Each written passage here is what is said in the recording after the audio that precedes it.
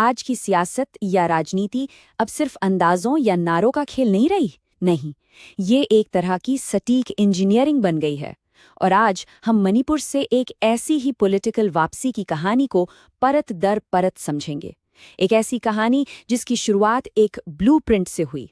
जरा सोचिए, एक ऐसा चुनावी मैदान जहां 95% से ज्यादा लोग वोट डालने निकलते हैं। यहाँ एक उम्मीदवार के लिए ये सिर्फ एक चुनाव नहीं, बल्कि अपने पॉलिटिकल करियर को वापस पटरी पर लाने की लड़ाई थी।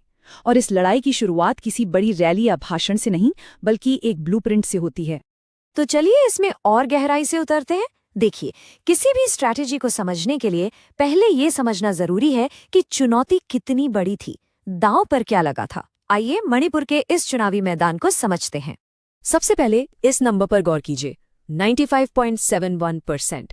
ये 2022 में मयांग इम्फाल विधानसभा क्षेत्र का वोटर टर्नआउट है। मतलब यहाँ के लोग अपने वोट की कीमत जानते हैं। यहाँ हर एक, जी हाँ, हर एक वोट कीमती है।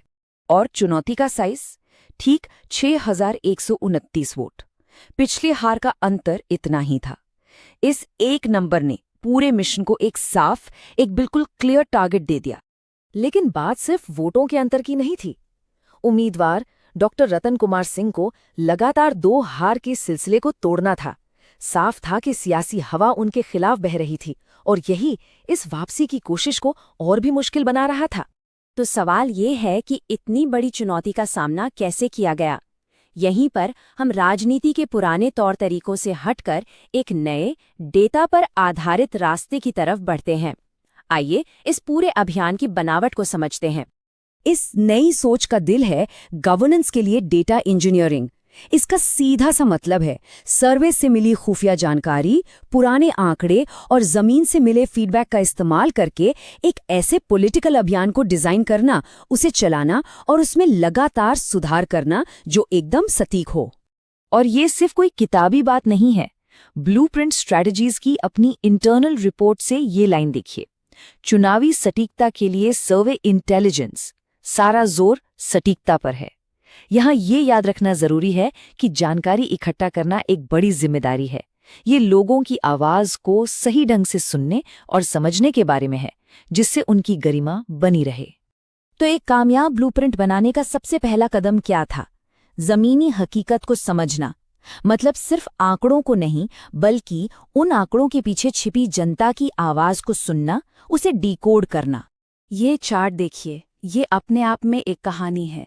2012 में कांग्रेस का वोट शेयर और फिर 2017 और 2022 में बीजेपी का नाटकीय रूप से बढ़ता हुआ वोट शेयर। ये साफ दिखाता है कि उम्मीदवार के पैरों के नीचे से सियासी जमीन कैसे खिसक रही थी। लेकिन एक अच्छा ब्लूप्रिंट सिर्फ वोट शेयर पर नहीं रुकता। वो ये समझने की कोशिश करता है कि वोटर आखिर परेशान क्यों हैं, उनकी असली शिकायतें क्या हैं।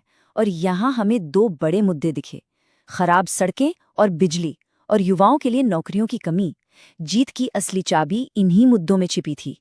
इसके बाद होता है उम्मीदवार का एक बिना लाग लपेट के आकलन। उनकी ताकतें क्या हैं? जैसे 2 बार विधायक रहने की वजह से लोग उन्हें जानते थे। और उनकी कमजोरियां? हाल की 2 हार और भ्रष्टाचार के आरोप। एक अच्छा रणनीतिकार इन दोनों पहलुओं को तराजू पे तौलता है। तो विश्लेषण हो गया, अब एक्शन का टाइम था। चलिए अब देखते हैं कि इन सारी जानकारियों को एक ठोस 90 दिन के एक्शन प्लान में कैसे बदला गया।